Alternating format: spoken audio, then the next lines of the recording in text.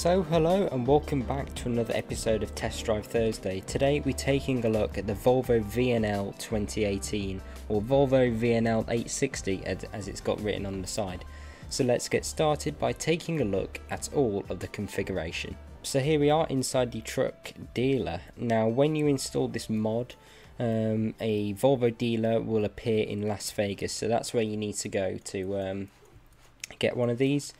And when you got in here, it's cool how it's all been sort of kitted out with Volvo stuff, Volvo trucks. It's not trucking it, no, it's not driving, it's trucking.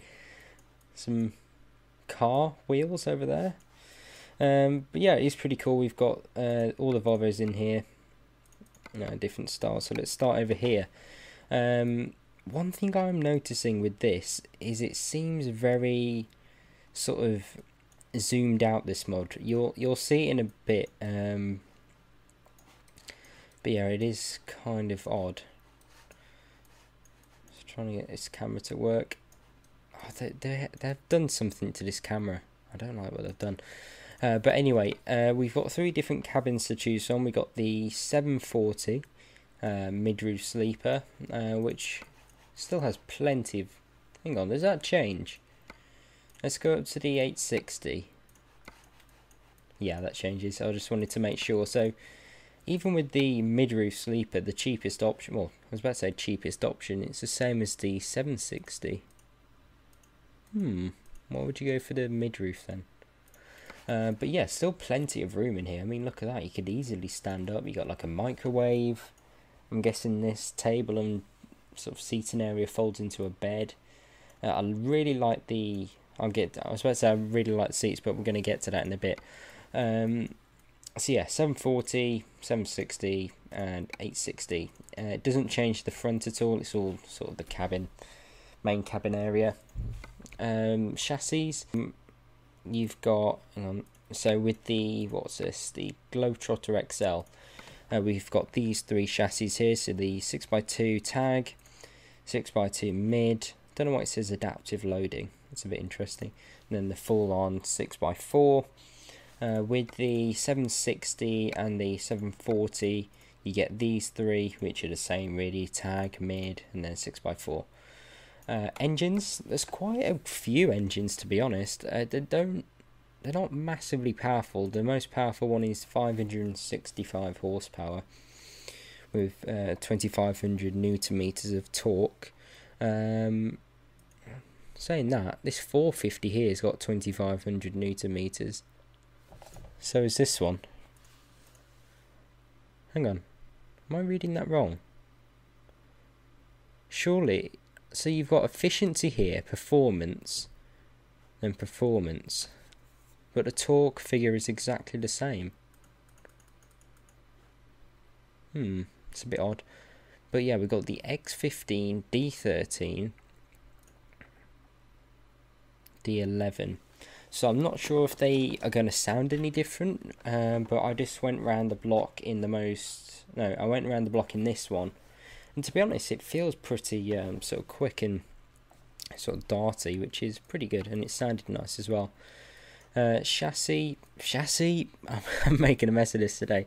Transmission, we've got everything from a 6-speed, I believe, yeah, Allison 6-speed, up to 10s, 13, 18, 12 speeds, which is interesting for American truck sim. Not sure if this truck is offered in real life with a manual gearbox. This looks like a automatic sort of shifter down here, so I'm probably going to go with automatic today. But on the interior, generally, I think it's done quite well. Everything at the back and over the top and all this area, the seats look very nice, as I said earlier. But what really lets it down is this area here. It's just the textures they use. It looks so sort of, I don't know, flat, and it doesn't look real, if you see what I mean, when we get it outside. It's not as bad in here, but yeah, it's pretty poor outside to be honest, the textures on here. And you do sit really far back. I don't know why that is, but if you can see here, we're in sort of like the back of the seat. We're not even on the seat properly. So yeah, I don't like the driving position either. On the outside, standard stuff really.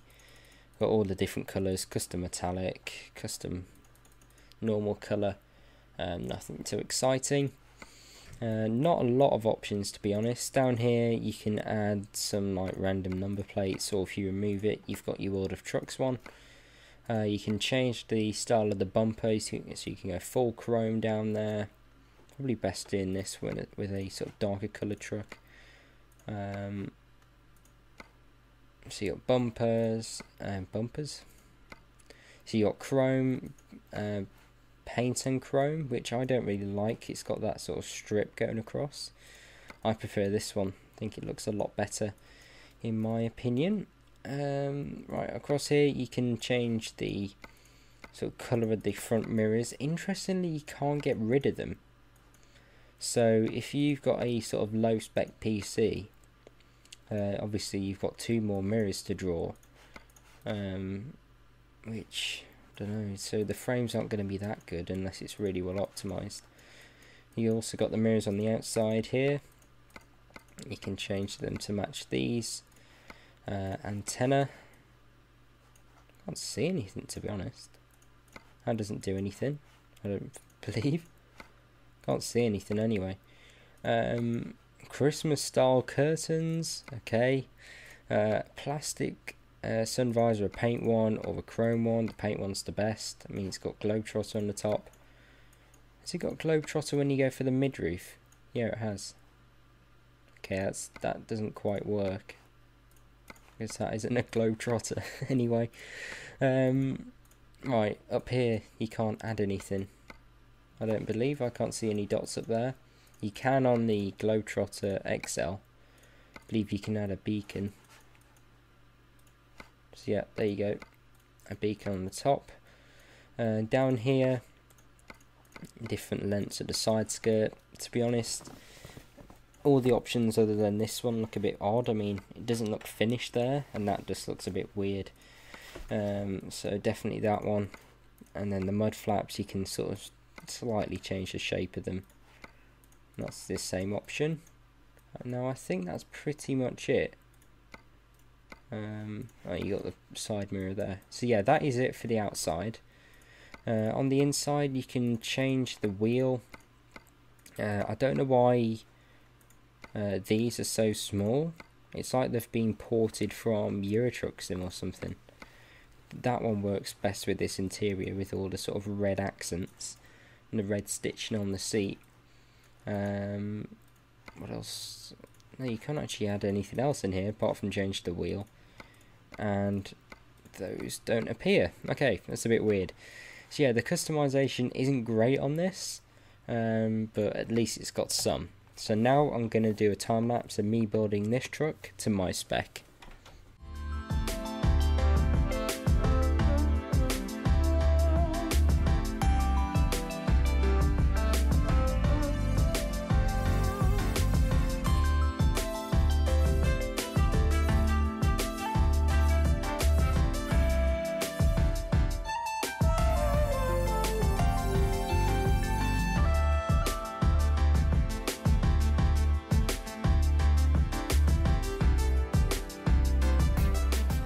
Okay then, so here we are, all fully configured now. I've gone with green, as you know, probably by looking at my channel logo and stuff. I do like green, especially metallic green recently. For some reason, like this year, I've been obsessed with these kind of colours.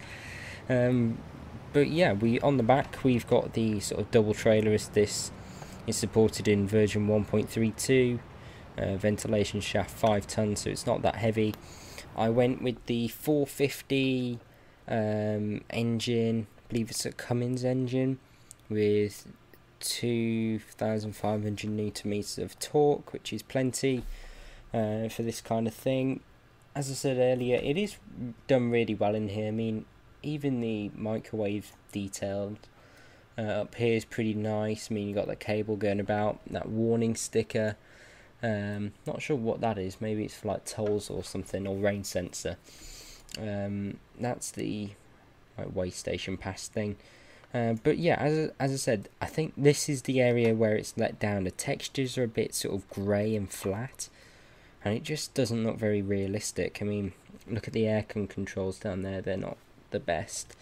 If we turn it on, Obviously you got your sat nav over there. It's quite bloomy though, the sat nav I'm finding. It's kind of hard to read the speed limit on there. On the dash, I do actually like the digital display. On the top you got your sort of digital speed. You got fuel remaining. Oh, Trackir had a meltdown. Air pressures, what's that? Miles per gallon, and then back to the start. I'm probably going to keep it on that.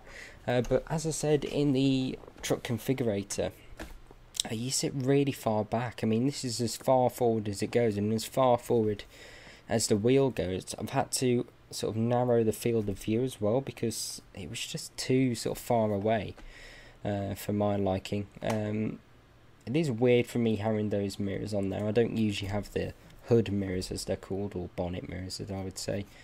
But yeah, let's get going. Let's turn it on. Sounds pretty nice, doesn't it? It beeps to life. The dials are quite small, I have to say that. It definitely could be a bit bigger there. You've also got the gear indicator. Forgot to say that. Does those temps and times work? Yeah, clock works on there. That's all good. Let's turn the brake off and let's get going. I'm using it in automatic mode, as I said. 6-speed auto, so it's really quick at shifting. Just completely changes the character of the trucks that I drive when I go for that 6-speed. It's just so quick and so responsive. I mean, this is a 450 engine.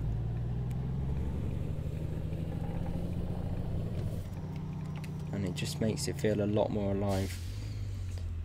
I love the noise this makes as well. Very bassy. Very, very cool. And it gets up to speed just fine. I mean, it's only a 25 limit because we're just in Arizona at the minute. But yeah, it just cruises this. It holds on to its speed really nicely from what I've seen. And it's very sensitive on the throttle, like the tiniest of inputs. And you're just going. I mean, this is a 75 limit now, so let's put the foot to the floor. Hopefully that guy's going to let me out. I mean, we're at 50, 55, so already breaking the California speed limit. Oh, it holds on into the bends pretty well, to be honest. From sort of taking that corner at speed, I get the feeling that this thing prefers the straights. I was driving a Kenny the other day, and just some over the overpasses, and I managed to keep it at like 70. The speed limit was 75, but it managed to hold 70. I don't think this would do as well. I mean, it is kind of a high cabin when you look at that. But yeah, we're getting up to speed now. We got 74, 75, so there we go. Up to the speed limit. I like to go at 78 because you get a 3 mile an hour sort of margin with the police. So there you go, you get the cruise control indicator with your target speed. You got your miles per gallon as well. That's not doing too bad, to be honest. 4.1. I usually get about 3.7 in my Kenworth W900. But yeah, this is where this truck is suited. Sort of open roads, cruising. It is sort of revving quite high at this speed. But that's sort of to be expected. I mean, we're doing almost 80 miles an hour. If you were in California, this would be doing, what, 1400 RPM? Maybe even 1300, and it would be pretty quiet. I can't tell if there's a lot of wind noise as well. I don't know if it's just the engine audio, but it does seem like there's a bit of wind noise, which might be a bit annoying. But talking about the engine noise, it definitely does change with the different engines. As I said earlier, I tried the DX11 engine and it sounds a lot different to this one. This one sounds a lot more American, let's say, and the DX11 sounded a lot more like a European truck, like a 6-cylinder European truck or something.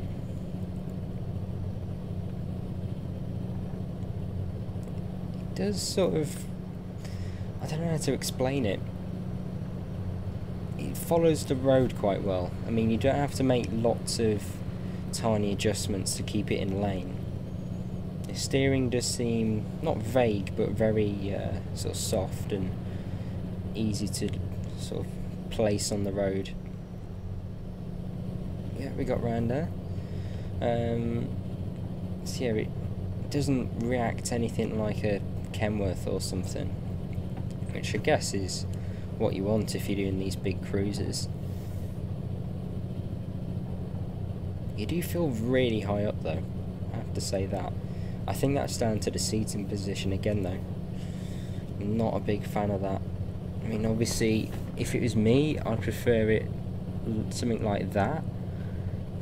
That feels a lot better, but even so, I still think I could be a little bit lower.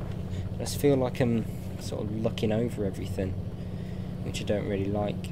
In my Kenworth W900, the seating positioning, that is perfect. This still seems a little bit too sort of high up and far back. The visibility is really good actually. I don't know if that's down to the field of view, but the truck actually feels quite sort of narrow inside, making it fairly easy to place on the road. And the mirrors are huge. And it definitely helps having those sort of hood mirrors. I am using them more than I thought. I think we're going into Phoenix soon. But yeah, we're doing about, what's that? 5.6 miles per gallon. That's good. That's actually really good. Let's use a bit of the retarder here. That's quite effective, to be honest. You can see the stalk moving about.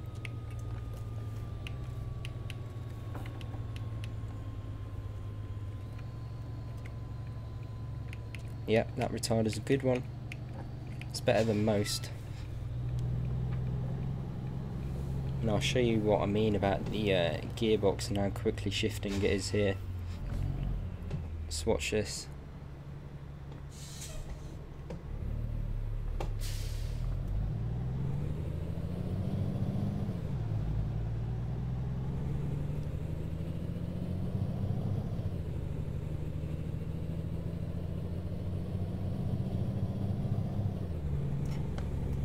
Really, really good. So where are we going now? Obviously we won't have to reverse this in, so we won't get to test the reversing of this truck. But as I said, with these massive mirrors and like the sort of seating position is sort of suited for reversing, you're sort of looking over everything. The overhang, that's kind of hard to sort of adjust to because it does go quite far down. But you can't really see that from inside the cabin like you would a like the B900 or 389 or something. But as I said, it is fairly easy to place on the road. It's just the dials I don't like. I think the digital speed could be a little bit bigger, even though I do like the fact that it has got a digital speed. Not all trucks do. Yeah, it's just a rev counter and speedometer. Just too small. Like, it's a bit unnecessary for them to be that small, considering how big the sort of dash is in here. But I do think it looks a bit dated in here though. This is sort of not these mods' fault, it's like the truck in real life. Considering this is being built at the same time, or released a few years after the current gen FH in Europe, it does look old in here. I mean, compare this to the new FH interior, which is all sort of swooping and everything. This sort of seems a bit old. The only sort of new thing that I've noticed is the steering wheel, and that's pretty much it. Everything else is sort of minor tweaks. I think they could have done a lot more with that Volvo. But yeah, it is really nice to drive, I have to say that. So I do definitely recommend downloading it. It's just some little things like the interior, seating position, some of the textures. The configuration isn't great, there isn't a lot of it, to be honest. Let me just straighten this up. But drives really nice. The engines are pretty good, to be honest. They sound really sort of throaty and everything. And yeah, it's a pretty good mod, I have to say. So yeah, let's turn it off. So there we have it. If you enjoyed that video, please do give me a like, subscribe for more, and hopefully I'll see you again soon. Goodbye.